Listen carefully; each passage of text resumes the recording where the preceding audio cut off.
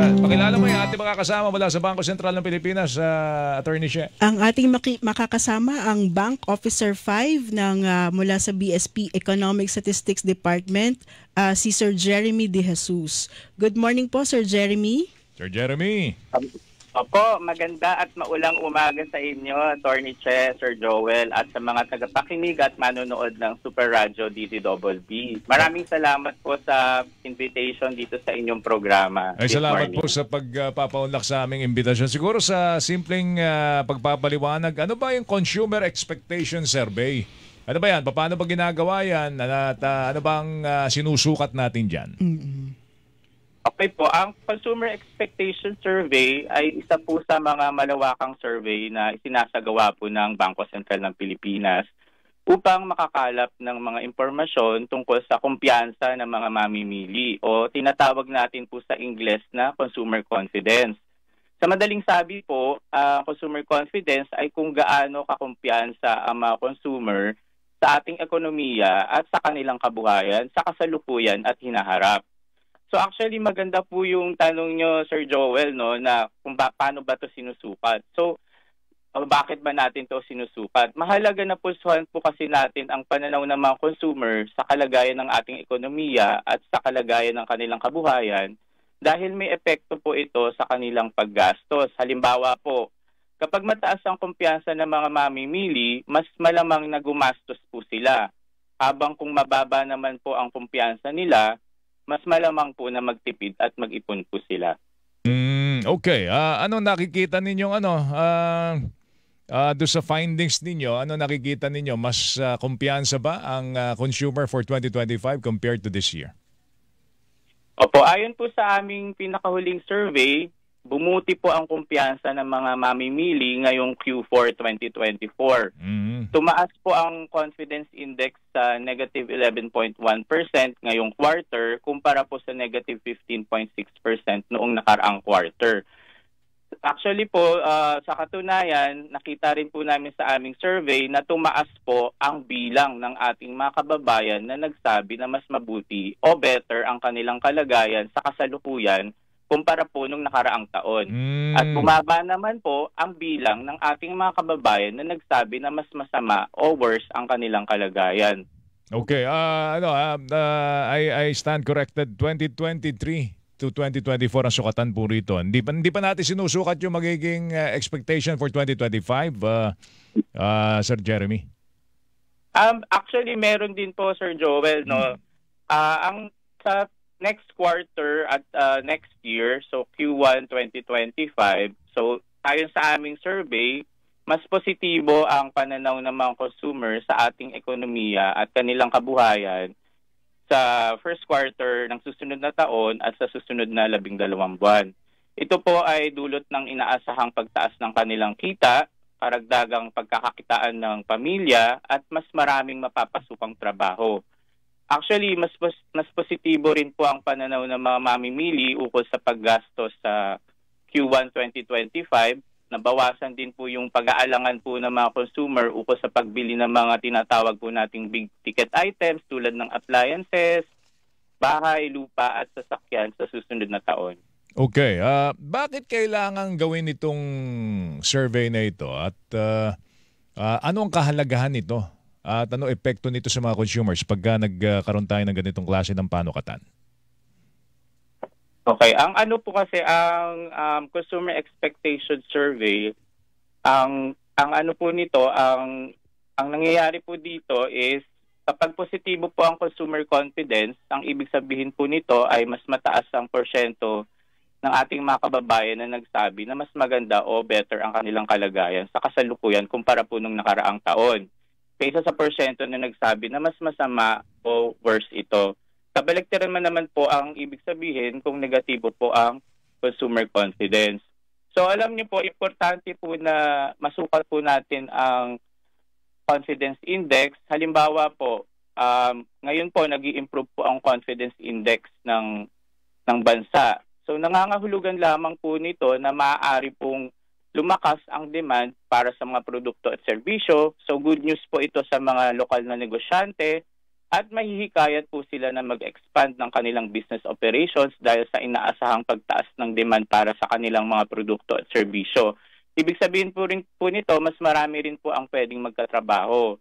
Maaari din pong dumami ang foreign investors na papasok sa ating bansa, mahihikayat po sila na mag-invest dahil may nakikita po silang tinatawag na untapped na merkado para sa kanilang produkto at serbisyo dito sa atin. So matotal po, kapag bumubuti po ang kumpiyansa ng mga mamimili, patuloy po ang paglago ng ating ekonomiya at maaaring madama po ito ng ating mga kababayan sa posibleng pagdami ng mga trabahong may sapat na sahod. Director Che. Sir, nabanggit niyo po no, na parang bumubuti nga yung consumer confidence ng ating mga kababayan. Pero may mga nakikita po ba kayong factors na pwedeng makapagpahina naman ito? Sir Jeremy? Ay, opo. Okay. Yes, sige po, sige po. So ngayon po, actually, pag tinanong po namin yung aming mga respondent, meron po sa kanilang mga nagsabi na sila ay nababahala na bumilis ang pagtaas ng presyo ng mga bilihin at dumami ang mga Pilipinong walang trabaho sa susunod na taon. So ito po yung mga bagay na nakikita namin na maaaring makapagpahina sa consumer confidence sa susunod na taon. So inflation and yung unemployment, yun ang pangunahing concern po nila. Usually ilan ang tinatanong natin dito? Kasi di ba may mga yung usual survey na ginagawa, yung Pulse Asia, yung SWS, mga 2,000 respondents yan eh. Pero pagka itong consumer expectation survey ang ginagawa natin, gaano karami tinatanong natin, Sir Jeremy? Okay. Para sa kaalaman po ng mga tagapakinig at manonood, humigit kumulang 5,000 at 400 pamilya ang lumahok po sa survey nitong Q4 2024. Mula po yan sa lahat ng rehiyon ng bansa po, maliban lang sa Bangsamoro Autonomous Region in Muslim Mindanao. 5,400 families, hindi individuals, mga kapuso. No? So, ang dami pala niyan. At mas extensive pala ito, Sir Jeremy, no? Itong survey na ito, usually anong panig o anong yugto ng taon isinasagawa po ito? Ang Consumer Expectation Survey, sir, ay sinasagawa po ng Bangko Sentral kada quarter. Ibig sabihin po, 4 na beses sa isang taon po namin to isinasagawa. Ang pag-i-interview po namin, ginagawa po yan usually January, April, July, saka October po. Director Che? Opo. So yung lang din kasi ang intindi ko din kasi ay ang consumption talaga malaki ang contribution niya sa GDP or sa GNP ng bansa. Kaya din talaga mini-measure itong consumer expectation survey. Pero sir, itanong ko lang din, no, just in case lang din na para lang din sa kaalaman ng ating mga consumer. Kasi pagka nag-survey naman yung mga SWS at mga ang sinasabi is may mga Pilipino na ang feeling nila ay worse off sila than the last quarter or than the last period ng survey. So ito po ba may kinalaman ba to or paano ba sila nagre-relate itong dalawang survey na ito? Actually po, may pag-aaral po kaming ginawa sa team ko po na kinumpara po namin yung dalawang survey. At based po sa correlation na kaugnayan ng dalawa, meron po itong positibong relationship. So, sa tingin po naman namin, ang key takeaway lang po talaga sa survey na ito is yung kung nakaka-apekto po kasi sa action ng mga tao, yung nararamdaman nila. So, kung confident po sila sa lakas ng ekonomiya natin, no, may mahanap po silang trabaho, mas po sila, they're looking forward to something good po next year. Paano nakaka-apekto po yung mga remittances kung meron man mula sa ibang bansa, lalo na sa Amerika, sa consumer confidence po dito po sa ating bansa? Okay. Actually, maganda pong tanong yan, no? Ano man po kasing pagbabago sa halaga ng remittances o padalang pera po mula sa ibang bansa tulad ng sa US ay maaari po talagang maka-apekto lalo na po sa consumer confidence ng mga pamilya na may kamag-anak pong overseas Filipino worker. Positibo po ang epekto ng mas mataas na halaga ng remittances sa consumer confidence dahil mas marami pong produkto at serbisyo ang mabibili ng mga pamilyang may miyembro na OFW. negatibo naman pong epekto ng mas mababang halaga ng remittances sa consumer confidence. Okay. May epekto ba yung yung mga polisiyang pangdaigdig tulad po ng mga immigration policies po ng US, yung bagong papasok na administrasyon do sa economic outlook po ng mga Pilipino? Actually, Sir Joel, hindi pa po namin yan nakakapture sa aming pinakahuling survey. Yung epekto ng nagbabadyang pagbabago sa immigration policies ng US sa economic outlook ng mga Pilipino. Isinagawa po kasi namin yung aming survey noong October 4 to 16 o humigit kumulang 3 linggo bago po yung 2024 US presidential election.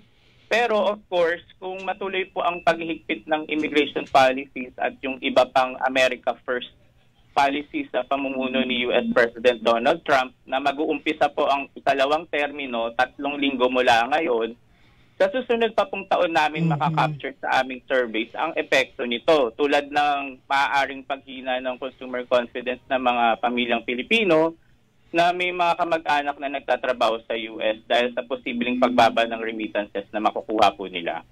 Okay. May additional questions ka ba, Director Shea? Siguro sir, yung ayuda na lang, may epekto po ba yan sa consumer confidence naman? Sorry po, Attorney Shea. Sorry, sir, yung ayuda ba na binamimigay ng ating mga pamahalaan? Actually po, yung ayuda naman po ng pamahalaan, yan po, ang epekto naman po yan ay positibo. Dahil po yung ayuda galing sa gobyerno ay nagdadagdag ng income sa family. So magiging positibo po ito dahil pwede po nilang gastusin yung pera para bumili po ng mga basic needs po ng family. Okay, paano po makakaapekto yung mga inaasahan natin mga interest rates, yung halaga po ng piso, yung employment sa ating ekonomiya, Sir Jeremy? Opo, actually po maganda pong nabanggit niyo po yung expectations po o yung inaasahan ng mga consumers sa interest rate. Dahil ito po talaga ay may direktang epekto sa kanilang mga desisyon patungkol po sa pag-save at pag-utang. Halimbawa po, kung inaasahan po ng mga mamimili na ang mataas na interest rate sa hinaharap, maaari po silang umutang na po sa kasalukuyan upang mapakinabangan ang mas mababang interest rate. So sa kabaligtaran naman po, kung inaasahan nila ang pagbaba ng interest rate sa hinaharap, maaari naman po nilang ipagpalibad muna yung paggastos o pag-utang at ilagay na lamang po muna yung kanilang pera sa mga savings account habang mataas pa po ang interest rate. Yung sa patungkol naman po sa palitan ng piso kontra dolyar at sa employment, halimbawa po kung inaasahan po nila na mas mababa po yung halaga ng piso kontra dolyar sa hinaharap, maaring magpapalit na po sila ng mga kanilang mga dolyar habang mataas pa po yung palitan. Sa kabilang banda po, kung inaasahan ng mga consumer po yung pagtaas ng unemployment sa hinaharap, maaari po nilang ipagpaliban yung paggastos at dagdagan po yung kanilang savings. Yung tinatawag po natin po ito sa English na precautionary saving para po meron po silang madudukot pag meron pong emergency. Okay, siguro panguling pananalita galing sa ating kasama mula sa BSP, si Sir Jeremy De Jesus. Ano ba ang inyong gustong iparating sa ating mga consumers tungkol po sa kanilang papel para mapanatili po nating matatag ang ating ekonomiya sa taong 2025? Opo, salamat po. Ang mga consumer po, Sir Joel, Attorney Shea, ay may mahalagang papel sa pagpapanatili ng matatag na ekonomiya sa darating na taon.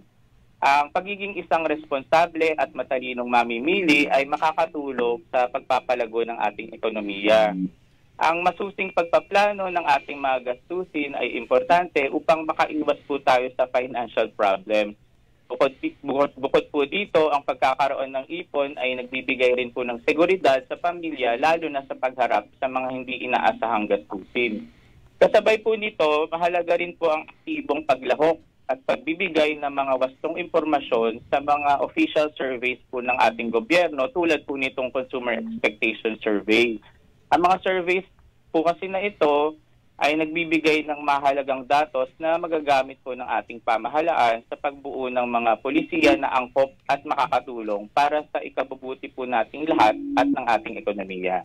Alright, Sir Jeremy, salamat sa oras mo ha. Mag-ingat ka at Happy New Year po sa inyo. Thank you po, sir. Happy New Year po. Thank you, Attorney Sir Joel. Thank you po. Si Jeremy De Jesus, Bank Officer 5, BSP Economic Statistics Department.